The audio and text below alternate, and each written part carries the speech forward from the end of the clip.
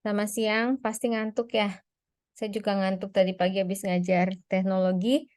Sekarang, kalau kalian ngantuk boleh sambil makan, boleh sambil minum, tapi yang nggak boleh sambil tidur. Ya, jadi makan, minum boleh, tapi sambil fokus dengerin. Oke, konsentrasi. Kalau ada yang mau ditanya boleh langsung dipotong sayanya. Kalau kecepatan juga boleh langsung dipotong. Bu, permisi, boleh diulang, boleh ya, bebas. Oke, hakikat anak usia dini. Anak usia dini itu sosok individu yang sedang menjalani suatu proses perkembangan dengan pesat dan fundamental bagi kehidupan selanjutnya. Jadi, sebelum jadi orang dewasa, pasti ada tahapan di mana dia menjadi anak usia dini, yaitu usia 0 sampai 8 tahun. Pendidikan anak usia dini merupakan salah satu bentuk penyelenggara pendidikan yang menitik beratkan pada peletakan dasar ke arah pertumbuhan dan perkembangan fisik, termasuk koordinasi motorik halus dan kasar, kecerdasan, daya pikir, daya cipta, kecerdasan emosi, spiritual. Terus ada sosial emosional, sikap dan perilaku serta beragama. Bahasa dan komunikasi sesuai dengan keunikan dan tahap-tahap perkembangan yang dilalui oleh anak usia dini. Nah, landasan penyelenggaraan pendidikan anak usia dini ada landasan yuridis. Nih kayaknya kalian sudah presentasinya nih ya. Landasan filosofi dan religi, landasan keilmuan dan empiris. Empiris itu, yuridis itu hukumnya, eh, filosofi itu dasar filsafatnya ya, sama keagamaannya, keilmuan dan empiris penelitiannya. Hakikat pendidik anak usia dini. Istilah pendidik PAUD. Guru diidentifikasikan sebagai orang yang berkarisma. Kalian punyakah itu? Jadi guru PAUD itu harus memiliki karisma atau wibawa katanya. Ini bunyi apa ya, kresek-kresek? Yang belum di-mute bisa tolong di-mute ya.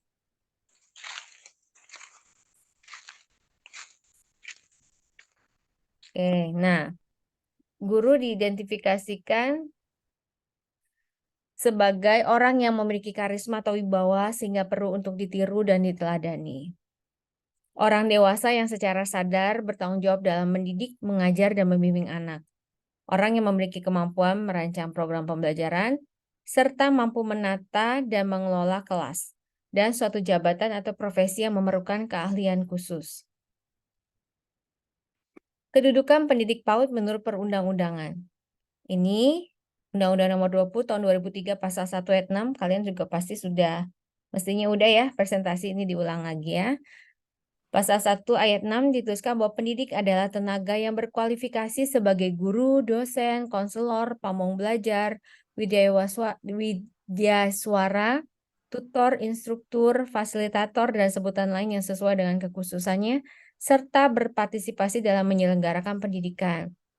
Pendidik merupakan tenaga profesional yang bertugas untuk merencanakan dan melaksanakan proses pembelajaran, menilai hasil pembelajaran, melakukan pembimbingan dan pelatihan, serta melakukan penelitian dan pengabdian kepada masyarakat, terutama bagi pendidik pada perguruan tinggi. Kompetensi pendidik PAUD itu ada 4 ya, pedagogis atau pedagogik, sama aja, kepribadian, profesional, dan kompetensi sosial, ada 4. Pedagogik itu gimana dia mengajar, kepribadian, bagaimana dia berperilaku, bersikap, bertutur kata, itu kepribadian. Kompetensi profesional, bagaimana dia bisa bekerja dengan profesional, dan kompetensi sosial, bagaimana dia membina relasi. Peran guru anak usia dini. Dalam berinteraksi, gimana perannya? Dalam pengasuhan, mengatur tekanan atau stres, dalam memberikan fasilitas, dalam perencanaan, pengayaan, pembelajaran, bimbingan, dan pemeliharaan. Lembaga Pendidikan Anak Usia Dini. Lembaga Pendidikan Anak Usia Dini adalah suatu lembaga yang memberikan layanan pengasuhan pendidikan dan pengembangan bagi anak lahir sampai 6 tahun dan atau 6 sampai 8 tahun, baik yang diselenggarakan oleh instansi pemerintah dan non-pemerintah. Kegiatan pendidikan seharusnya disusun dalam suatu rencana kegiatan. Pendidikan diarahkan pada 3 peran pendidikan anak usia dini, yaitu pendidikan sebagai proses belajar dalam diri anak, pendidikan sebagai proses sosialisasi, pendidikan sebagai proses pembentukan kerjasama peran. Sejarah dan perkembangan PAUD.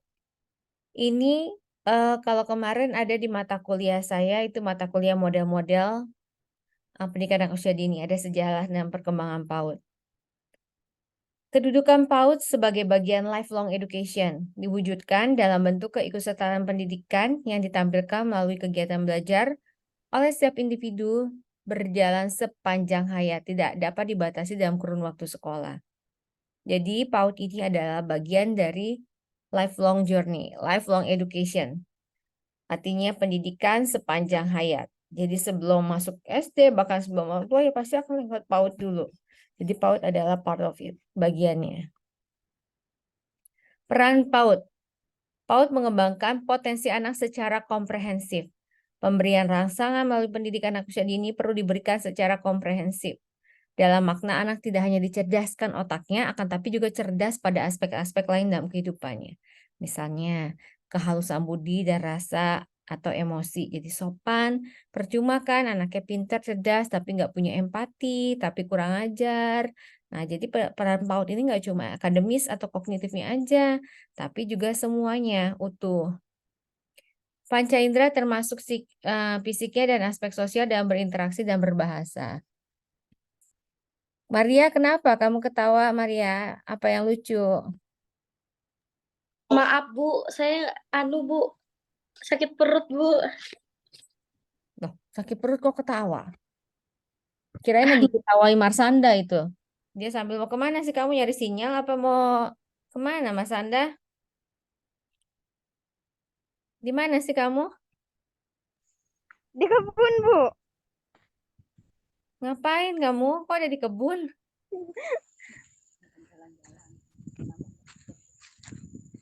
Oke, lanjut ya. Sistem PAUD dan komponen pelaku. Nah, ini ada komponen PAUD harus saling bekerja sama. Jadi kalau pendidikan anak usia dini nggak mungkin bisa ditanggung sendiri. Karena itu harus kolaborasi. Dari mulai anaknya, keluarga, keagamaan, pendidikan sekolah, dalam lingkungan sekolah, di luar sekolah, pemerintah, dunia usaha, lembaga swadaya masyarakat, forum PAUD, media massa, para pihak, dan semuanya pemerhati PAUD, semuanya berkolaborasi. Pembinaan pengembangan anak usia dini dilakukan melalui pendekatan multidisipliner yang mencakup aspek kesehatan dan gizi. Kadang di PAUD suka ada dari puskesmas.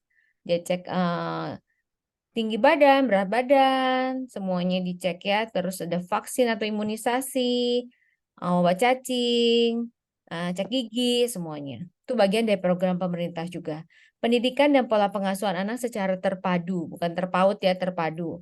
Mengingat semua aspek telah ada penanggung jawab teknis masing-masing, maka perlu dibentuk pada pola koordinasi lintas lembaga dengan tidak menghilangkan fungsi masing-masing, serta tidak tumpang tindih program lapangan. Pentingnya koordinasi supaya terjadi kolaborasi yang baik ya. Strategi pembinaan anak usia dini dapat dilakukan melalui, nah ini, mulai dari Departemen Kesehatan yang tadi saya ceritain, bisa memfasilitasi program kesehatan gizi anak dan keluarga balita, pendidikan, memfasilitasi program PAUD dan pendidikan keluarga melalui jalur sekolah, BKKBM, pemberdayaan keluarga dalam pengasuhan anak usia dini, Departemen Dalam Negeri memfasilitasi pola koordinasi program PAUD di daerah, Departemen Agama memfasilitasi PAUD di bidang agama. Departemen lain dan LSM lainnya. Dukungan, sarpras, tenaga, dana, pola pembinaan, sistem evaluasi, dan sebagainya. Bentuk PAUD, program PAUD dalam bentuk TK, RA, BKB, Posyandu, kelompok bermain, TPA, dan bentuk PAUD lainnya. Penyelenggaraan pendidikan anak usia dini Indonesia menganut pendekatan holistik integratif, menyeluruh, integratif, sistemik, atau yang disebut sebagai pendekatan sistem atau system approach. Jalur penyelenggaraan PAUD. Jadi ada formal, non-formal, informal. Apa aja? Kalau formal itu yang seperti kita tahu TK, RA, dan lembaga sejenisnya. Kalau jalur non-formal diselenggarakan oleh masyarakat atas kebutuhan dari masyarakat sendiri, khususnya bagi anak-anak yang keterbatasan dan lainnya pendidikan formal, misalnya TK atau RA. Contohnya jalur non formal tuh kayak PKBM. Terus ada PAUD, pendidikan anak usia dini, namanya PAUD memang. PAUD terpadu, misalnya PAUD atau TPA. Terus ada kelompok bermain, ada SPS, Satuan Pendidikan Sejenis. Terus kalau informal itu homeschooling.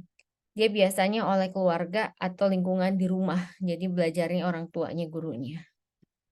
Satuan Pendidikan Anak Usia Dini, ada TK, RA, kelompok bermain, TPA, pos PAUD sebagai salah satu satuan PAUD sejenis. Peran pemerintah dalam pengembangan anak usia dini, berbagai lembaga PAUD ya, itu yang tadi. Non pemerintah ada Ikatan Guru TKI, Taman Kanak-Kanak Indonesia, Persatuan Guru Indonesia, ada organisasi-organisasi kayak Himpaudi dan ada gugus-gugus kalau di sini juga ya. Peran LPTK S1 PG PAUD dalam menyiapkan guru pendidikan anak usia dini di Indonesia itu ada menurut Sudarjo sebagai pencetak tenaga pendidik, pengelola dan pengembangan PAUD yang profesional seperti kita nih, kalian semua nih calon guru PAUD kan, sebagai penyelenggara PAUD yang dapat dijadikan rujukan bagi masyarakat, sebagai penyelenggara pelatihan teknis bagi pendidik dan pengelola PAUD, sebagai pembina PAUD sebagai bentuk pengabdian kepada masyarakat, baik melalui program KKN, pendampingan maupun lainnya. Sebagai pengembang model-model PAUD yang sesuai dengan kondisi masyarakat. Urgensi penyiapan guru pendidikan anak usia dini. Nih, dibilang ada urgensi itu tingkat pentingnya ya. Kenapa? Karena mulai meningkat kesadaran masyarakat akan pentingnya PAUD. Kesibukan orang tua dan banyaknya sekolah dasar yang mempersiapkan calon siswanya telah menyelesaikan pendidikan di TK. Makanya perlunya PAUD, pendidikan anak usia dini. Jadi, sebagai dampak dari kecenderungan ini, banyak lembaga PAUD dan lembaga menyiapkan guru anak usia dini dalam berbagai bentuknya. Muncul di berbagai tempat, ada pelatihan, terus ada kode pengamatan, ada yang menjalankan program tersebut dengan kondisi yang kurang layak juga masih ada ya. Nah, ini standar kompetensi guru. Harus peduli nih, seorang guru PAUD juga harus peduli terhadap sisi kemengapaan, rujukan normatif. Di samping sisi kebagaimanaan, rujukan prosedural, dan sisi kapan rujukan kontekstual dalam pengambilan tiap keputusan dan tindakan. Maksudnya apa? Kemengapaan itu misalnya normatifnya. Mengapa harus, mengapa misalkan dalam menangani anak, mengapa harus melakukan X gitu. Jadi misalkan ada anak PAUD tapi dia berkebutuhan khusus. Jadi kalau dari rujukan normatifnya, mengapa dia diterima? Terus bagaimana prosedurnya kalau ada anak usia dini yang berkebutuhan khusus diterima? Terus kapan sekolah siap untuk menerima anak usia dini berkebutuhan khusus misalnya? Jadi itu juga masuk dalam pelayanan guru PAUD ya, dalam pengambilan keputusannya. Ini sosok utuh kompetensi guru PAUD. Sosok utuh kompetensi profesional guru PAUD meliputi kemampuan mengenal anak secara mendalam, menguasai profil perkembangan fisik dan psikologis anak, menyelenggarakan kegiatan bermain yang memicu tumbuh kembang anak sebagai pribadi yang utuh, merancang kegiatan yang memicu perkembangan anak, mengimplementasikan kegiatan yang memicu perkembangan anak, menilai proses dan hasil kegiatan yang memicu perkembangan peserta anak, serta melakukan perbaikan secara berkelanjutan berdasarkan hasil penilaian terhadap proses dan hasil kegiatan yang memicu perkembangan anak, dan mengembangkan profesionalitas secara berkelanjutan. Ini masih kompetensi akademis guru PAUD nih, kalian nih. Mengenal anak secara mendalam. Harapannya nih kalian kuliah S1 PG PAUD nanti lulus kalian udah bisa tuh. Bisa mengenali anak secara mendalam. Bahkan anak berkebutuhan khusus. Kalian udah bisa mengenalnya gitu. Bukan untuk menyembuhkan, bukan. Mengenali aja dulu. Terus memahami perkembangan anak. Makanya kan lagi belajar perkembangan anak kan dari semester 1. Karena kalau kita kenal perkembangan anak, kita bisa mengenali dan mengidentifikasi kebutuhan, potensi, serta permasalahannya. Bisa menyelenggarakan kegiatan belajar melalui bermain yang memicu tumbuh kembang anak sebagai pribadi yang utuh. Terus memiliki kebiasaan untuk mengembangkan profesionalitas secara berkelanjutan, artinya apa? Nggak puas. Terus melatih. Misalkan udah selesai, udah lulus jadi ini ikut pelatihan-pelatihan dan sebagainya. Pokoknya jangan puas, terus mengembangkan diri. Nah, ini program studi pendidikan guru pendidikan anak usia dini. Ya, di sini ada nih, sekilas saja ya. Oke, sekarang sampai di sini ada yang mau ditanyakan nggak? Tadi kita belajar untuk awal ya, materi awal. Materi awal dari konsep dasar pendidikan anak usia dini. Oke, silakan Yupiasah Putri. Panggilannya siapa? Yupi. Perkenalkan, nama saya Yupiasah Putri, panggilannya Yaya, Bu. Saya mau bertanya, kan di PAUD itu nggak semuanya normal, ada yang berkebutuhan khusus. Jadi gimana cara kami sebagai guru PAUD menangani anak yang berkebutuhan khusus itu, Bu? Terima kasih. Oke, gimana cara menangani anak yang berkebutuhan khusus? Nah, ini ceritanya kamu udah jadi PAUD atau gimana?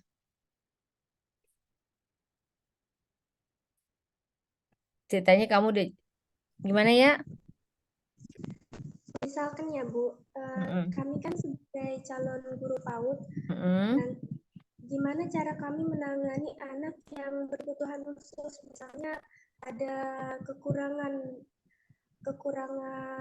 kemampuan dalam menangkap pembelajaran gitu, Bu.